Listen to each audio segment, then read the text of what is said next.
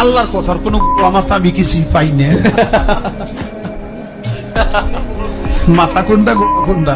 এভাবেই ইসলাম ও আল্লাহর সৃষ্টিকে নিয়ে গানের আসরে ব্যঙ্গাত্মকভাবে কটূক্তি করেন বাউল শিল্পী আবুল সরকার। তার এই বক্তব্য সামাজিক যোগাযোগ মাধ্যমে ছড়িয়ে পড়লে সমালোচনা ও প্রতিবাদের ঝড় ওঠে দেশ জুড়ে। প্রথম সৃষ্টি ইশক, আওয়ালুমা খালাকাল্লাহি মিন নূরি, নূর।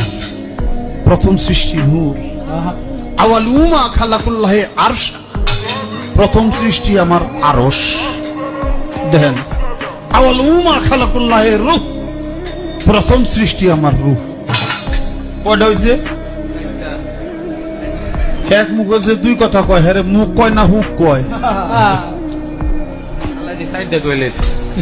মানিকগঞ্জের ঘিওর উপজেলার জাবরা এলাকায় গত ৪ নভেম্বর খালা পাগলির নামে মেলা অনুষ্ঠিত হয়। সে মেলায় গানের আসরে বাউল আবুল সরকার ইসলাম ও আল্লাহর সৃষ্টি নিয়ে আপত্তিকর নানা মন্তব্য করেন। আল্লাহ এক লাগে আর অনেকগুলি আল্লাহ বানা দিতে তোমার কম তো না। অযৌক্তিক কথা বললাম। অনেক অগণিত আল্লাহ হইতো, এটা তো তুমি করলা না। এটা যখন তুমি করো না, তাইলে মনে হয় তোমার কিছু কম পড়ে। পালাগানের এই আসরে আবুল সরকার অট্টহাসি দিয়ে সৃষ্টিকর্তা নিয়ে ব্যঙ্গাত্মক প্রশ্ন করেন। বলেন, আল্লাহর কথার নাকি কোনো ঠিক নাই। নুক্তা যদি অগণিতই হয়, তাহলে আলিফ থেকে ইয়া পর্যন্ত মাত্র 22টা নুক্তা দেওয়ার কারণটা কি? নুক্তা যদি আলিফ অগণিত নুক্তাই হয়, তাহলে আলিফ থেকে ইয়া পর্যন্ত 30টা হরফ। এই হরফের মধ্যে কোনোটায় একটা, কোনোটায় দুইটা, সর্বোচ্চ 3টা। এই মোট নুক্তা মিলে মাত্র 22টা।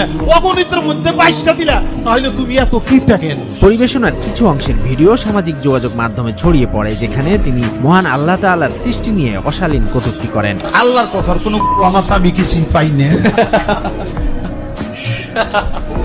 মাথা কোনটা কোনটা। আরেকটি অংশে আল্লাহকে ন্যায়ের পাশাপাশি অন্যায়েরও সৃষ্টিকর্তা বলেও গান পরিবেশন করেন তিনি। তাই আমার বাজান তার গানের মধ্যে বলছে, যাতে করে শক্তি সঞ্চয়, পাপ করেছে পাপে। এই পাপের কোনো কাজ, ভালো কাজের কথা বাদ দিলাম, পাপের কোনো কাজ এটাও আল্লাহর ক্ষমতা ছাড়া করতে পারে।